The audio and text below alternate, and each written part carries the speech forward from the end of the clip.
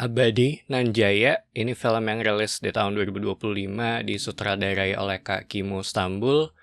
Ini salah satu film zombie dari Indonesia. Gue sendiri terhitung suka ya dengan genre ataupun makhluk ini. Cuma gue inget kayak dulu tuh sempat ada film pendek yang ada Eva Celia juga kalau nggak salah mengenai zombie. Dan ketika tahu ada film ini, dia bisa dibilang surprise, apalagi ada Kak Kimo di baliknya, jadi ekspektasi gue cukup tinggi. Harapannya sih ya semoga film-film Indonesia banyak ya yang berani ngambil, ya bisa dibilang kayak ngambil resiko ya untuk bereksperimen seperti ini gitu ke depannya.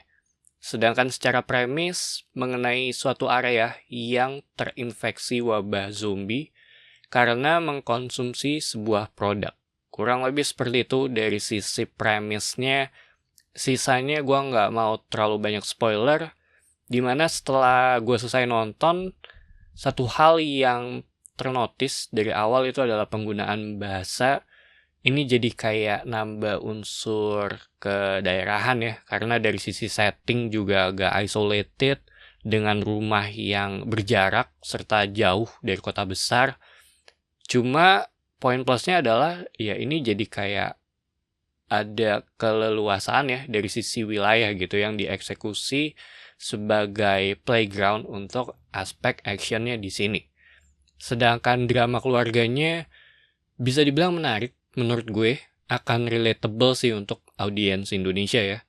Gue sebagai penonton peduli dengan keadaan mereka di awal, lumayan surprise untuk film zombie gitu yang biasanya kan nggak terlalu kuat dengan sisi background karakternya, tapi di sini gue lumayan peduli dengan mereka walaupun nggak sampai yang dalam banget ya, karena secara cerita ini tuh dibagi dari beberapa sudut pandang yang saling terpisah tapi tetap terkoneksi satu sama lain, dimana mereka mencoba untuk berkumpul lagi karena keadaan yang terjadi. Sebenarnya buat gue sendiri, gue tuh agak males dengan approach ini karena jadi terasa seperti filler ya. Mungkin ini jadi salah satu hal yang gak gue suka, tapi subjektif. Namun yang unik itu ada di penggunaan HP sebagai media komunikasi gitu. Biasanya kan alat komunikasi di tipikal film seperti ini tuh kayak dimatikan ya.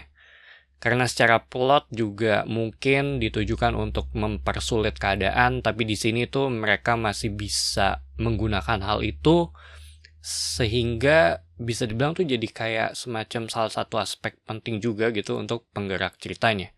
Sebab menurut gua inti dari cerita di film ini ada di bagaimana cara mereka untuk bertahan hidup dan mencari cara supaya bisa bersatu lagi gitu dengan keluarga yang kepisah ya.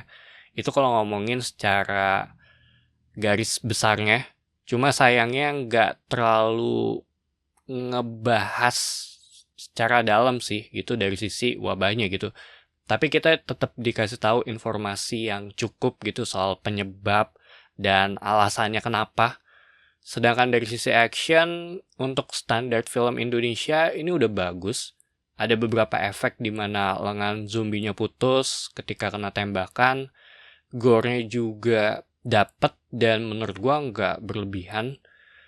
Dan ada penggunaan senjata, ini jadi salah satu hal yang udah ditanam sejak awal juga dengan sudut pandang salah satu anggota kepolisian gitu.